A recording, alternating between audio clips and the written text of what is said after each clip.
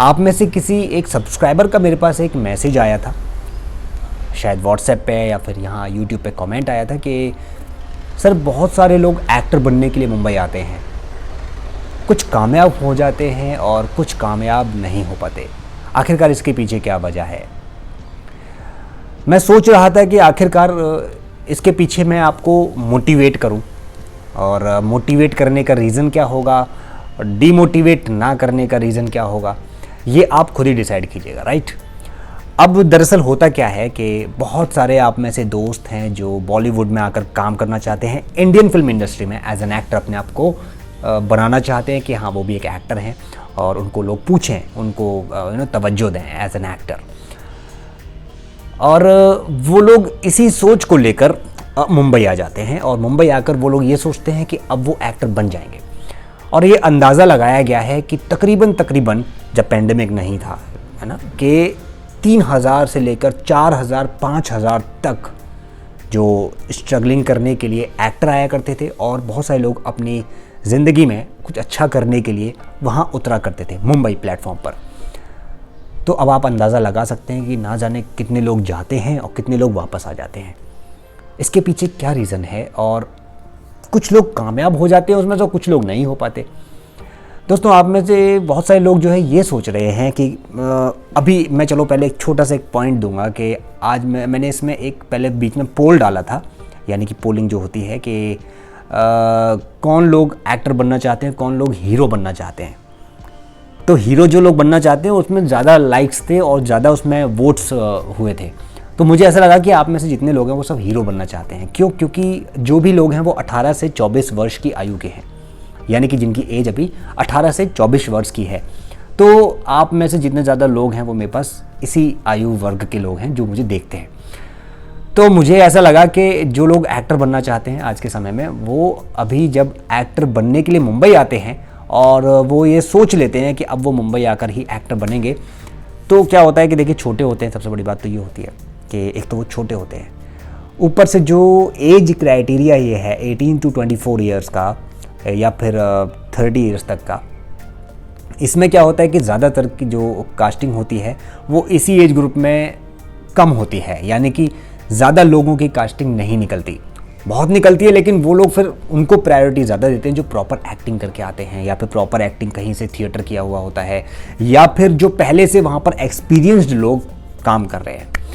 अब मान लीजिए आप में से कोई बंदा नया है, वो वहाँ पहुँच गया या पहुँच गई, तो उन्होंने सोचा कि अब उनको काम मिल जाएगा। अब वहाँ पर वो जाते हैं, 1 महीना रहते हैं वहाँ पर, वो स्ट्रगल करते हैं, पूरी तरीके से मेहनत करते हैं, दबा के एकदम अच्छे से मेहनत करते हैं, जाते हैं, ऑडिशन देते हैं, कामयाब नहीं हो पाते क्योंकि आज तक ऑडिशन नहीं दिए होंगे, ना ही कभी कोई अच्छा कैमरा फेस किया हुआ है, ना कोई प्रोफेशनल तरीके से आपने कभी ऑडिशन दिया होगा। तो अब अचानक एकदम आपके सामने वो चीज़ आती है, तो आप पहले सीख रहे हैं, राइट।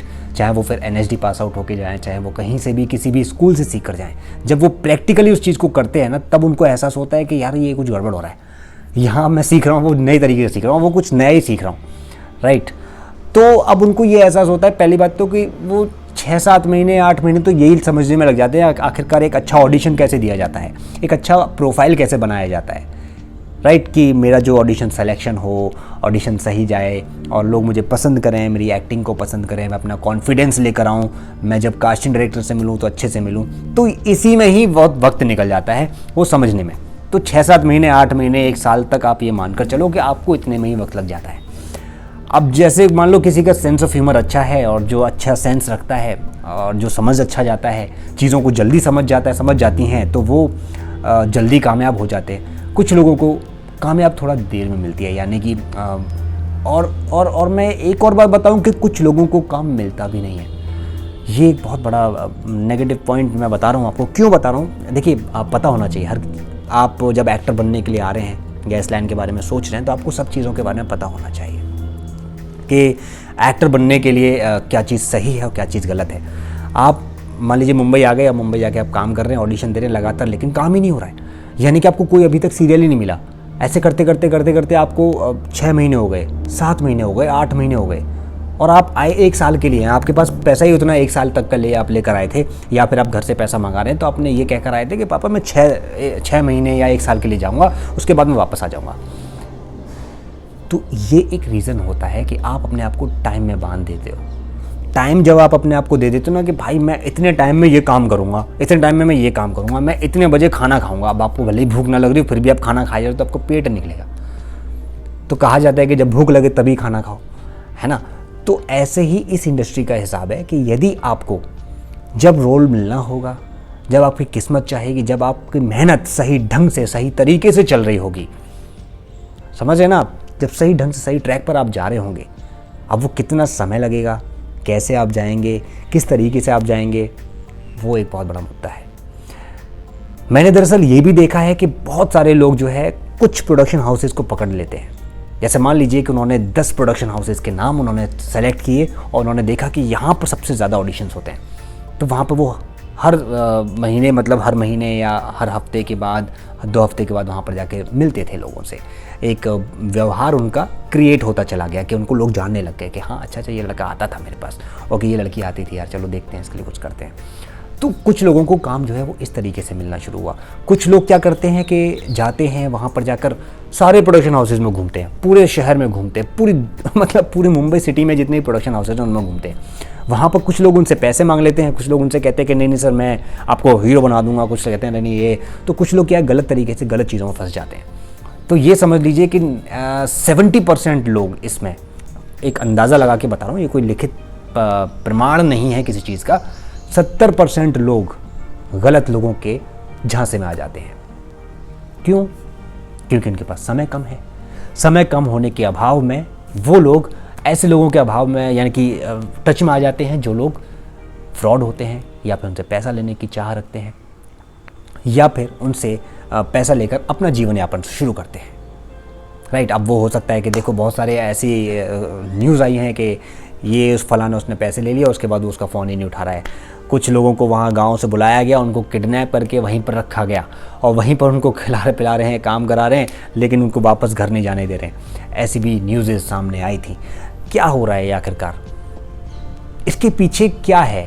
आप लोग जब तक, देखिए मैं आपको यकीन को आज यहाँ क्लियर कर देना चाहता हूँ, अगर आप सही ढंग से इस इंडस्ट्री को समझकर नहीं आएंगे तो आपका कुछ नहीं हो सकता इस इंडस्ट्री में।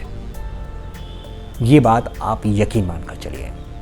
और यदि आप सही ढंग से इस इंडस्ट्री को समझ गए कि आखिरकार इस इंडस्ट्री में चलना कैसे है, क्या प्रोसेस होता है, क्या मैं तरीके से चलूं, तो आपको कोई नहीं रोक सकता एक्टर बनने से। भाई साहब, कोई रोक ही नहीं सकता आपको एक्टर बनने से, क्योंकि ये जो तरीके होते हैं ये वो लोग समझ पाते हैं जो एक अलग लेवल पर सोचते हैं, जिनकी सोच अलग तरीके की होती है। बिल्कुल दे आर जस्ट, उनको पता है कि वो कर पाएंगे और उनके पास कोई टाइम बाउंडेशन नहीं है। वो जब जाएंगे तब उनका काम हो जाएगा। वो ऐसे लोग होते हैं, ठीक है। तो मुझे लगता है कि जो 18 to 24 ईयर्स के जो मेरे को दोस्त यहाँ देख रहे हैं, जो सुन रहे हैं, पहचानने की कोशिश कर रहे हैं कि आखिरकार मैं सही बोल रहा हूँ या गलत बोल रहा हूँ। बहुत सारे लोग तो बीच में पॉज करके भाग गए होंगे, और जो लोग नहीं भागे हैं वो इतना धैर्य रख के सुन रहे हैं मुझे अभी तक। तो आपको भाई साहब बहुत बड़ी बात समझ में आ गई होगी कि आखिरकार जब आप इतने धैर्य के साथ मुझे सुन सकते हैं ना, तो आपके अंदर बहुत ज़्यादा गट्स है किसी भी चीज़ को झेल जाने का। क्योंकि जब तक आप सही चीज़ों को सुनने की क्षमता नहीं रखेंगे, सही लोगों को पहचानने की क्षमता नहीं रखेंगे, तब तक आप कामयाब नहीं हो सकते। राइट। तो हमेशा एक बात को याद रखना है कि आप जब भी किसी भी चीज़ के लिए तैयारी कर रहे हैं तो पूरे जोर के साथ कीजिए, जोर के साथ कीजिए। कमी महसूस नहीं होनी चाहिए आपको। अगर यहाँ प्रॉब्लम होती है तो मैं इसको ऐसे निपटूंगा, अगर ये होगा तो मैं इसको ऐसे करूँगा। हर चीज़ के पीछे एक बैक प्लान होना चाहिए। आपका एक प्लान के साथ साथ बी प्लान भी तैयार होना चाहिए। हमेशा एक अलग प्लान के साथ आपको क्रिएट करना चाहिए। ये एक बहुत बड़ी स्ट्रेटजी होती है जब आप किसी भी फिल्म के लिए, किसी भी फिल्म या किसी एक्टर बनने के लिए आप काम करने जाते हैं, या फिर किसी भी चीज़ के लिए आप तैयार होते हैं, तो आपको एक बी प्लान भी तैयार करके रखना चाहिए, जिसकी वजह से आपको कभी भी ये नेगेटिविटी महसूस ना हो, डीमोटिवेट ना हो आप। और ये बहुत इंपॉर्टेंट बात है दोस्तों। मेरे ख्याल से आप इस सवाल का मतलब समझ गए होंगे। जिसने भी ये सवाल पूछा है, बहुत ही इम्पोर्टेंट क्वेश्चन है। और जो लोग मुंबई आते हैं, जिनको काम नहीं मिलता और वो लोग वापस चले जाते हैं थकार के, एक अलग ही महसूस करते हैं वो लोग कि यार क्या हुआ मेरे साथ। तो ये एक बहुत बड़ा ड्रॉबैक हो जाता है उसकी ज़िंदगी के साथ। अब वो बेचारा शायद वापस मुड़कर कभी मुंबई ना आए और हमेशा ये कोसे कि मुंबई ऐसी है, मुंबई में सब फ्रॉड लोग हैं। भाई आप ऐसे नहीं बोल सकते, क्योंकि आपने समझा ही नहीं था इस इंडस्ट्री को। जब तक आप समझोगे नहीं इस इंडस्ट्री को तब तक आप कुछ नहीं कर सकते, राइट। तो समझना बहुत ज़रूरी है। जैसे आप क्लासेस में पढ़ते पढ़ते तब आपको कहीं जॉब मिलती है, तब आपको कहीं पैसे मिलना शुरू होते हैं, राइट। आप फर्स्ट क्लास से लेकर BSc BCom BBM ये सब करते हैं, देन उसके बाद BTech करने के बाद फिर कहीं MBA करते हैं, तब जाकर आपको लगता है कि now my life is secure. एक नॉर्मल बंदी की अगर मैं बात करूँ तो अगर जो लोग विदाउट अगर इसको लर्निंग प्रोसेस के डायरेक्ट जाते हैं और कुछ भी करना शुरू कर देते हैं तो वो लोग ज़्यादा फंसते हैं और लोगों को ज़्यादा प्रॉब्लम होती है। या तो उनका सिक्स सेंस बहुत अच्छा होना चाहिए, या तो उनको सोच में आना चाहिए कि हाँ यार मैंने अगर ये ऐसे करा है तो ये ऐसे होगा, और ऐसे करके मैं ऐसे करके ऐसे बच सकता हूँ, मैं ये करके ये वो हो सकता है, ऐसे ऐसे करूँगा, ये करूँगा। वो प्लानिंग और स्ट्रेटेजीज़ बनाने वाला जो विषय है वो अगर आपका अच्छा है तो आपको कोई रोक सकता मेरे भाई। आप आराम से बनोगे और आपको कोई रोक नहीं सकता, ठीक है। बस टाइम की बाउंडेशन बांध कर मत जाइएगा, टाइम की बाउंडेशन बनाकर मत जाइएगा कि आप टाइम को बना के जाएं कि नहीं साहब मैं इतने दिनों के लिए जाऊंगा और इतने दिनों में मेरा काम हो जाएगा। ऐसा कोई श्योरिटी नहीं है मेरे भाई। आप भले ही 10 दिन के लिए जाओ, पहले देखकर आ जाओ वापस, ठीक है। फिर उसके बाद दोबारा जाओ, फिर वापस आ जाओ, फिर दोबारा जाओ, फिर वापस आ जाओ, फिर दोबारा जाओ, फिर वापस। इससे क्या होगा कि आपको ये पता लगेगा कि क्या होता है वहाँ पर एक्चुअल। पहले आप ये देखिए प्रोसेस क्या है, what is the process, auditions कैसे देते हैं ये लोग, अच्छा ऐसे दे रहे हैं। अभी सीखने जाओ ना। आप ऑडिशन चलो दे भी रहे हो तो ठीक है दो, लेकिन ऑडिशन देने का सही प्रोसेस भी पता करो। अगर आपको ऑडिशन देने का प्रोसेस नहीं आता है तो मेरी सबसे पहली वीडियो जो थी हाउ टू क्रैक ऑडिशन इस चैनल पर पड़ी हुई है, वो आप देख लीजिए। इस चैनल पर कई सारी जो वीडियोस पड़ी हुई वो देखिए, आपको बहुत सारी चीज़ें समझ में आएंगी दोस्तों। मुझे उम्मीद है कि आप देखेंगे और सही जानकारी देंगे। सही जानकारी के साथ ही आप मुंबई आएंगे और तभी आप कामयाबी के शिखर तक पहुंचेंगे। तभी आपको लोग कहेंगे वो रहा मेरा दोस्त, मेरा एक्टर है वो मेरा दोस्त, राइट।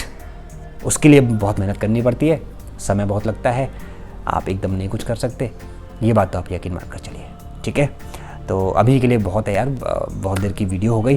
तो उम्मीद करता हूँ कि आपको ये वीडियो का मतलब बहुत अच्छा लगा होगा, समझ आया होगा। समझ आया तो लाइक कीजिए, सब्सक्राइब कीजिए इस चैनल को, वीडियो को शेयर कीजिए और आने वाले समय में सारी वीडियो देखते रहिए, ठीक है। इस चैनल पर बहुत सारी वीडियोज़ हैं वो देखिए। ऑलराइट, जय हिंद।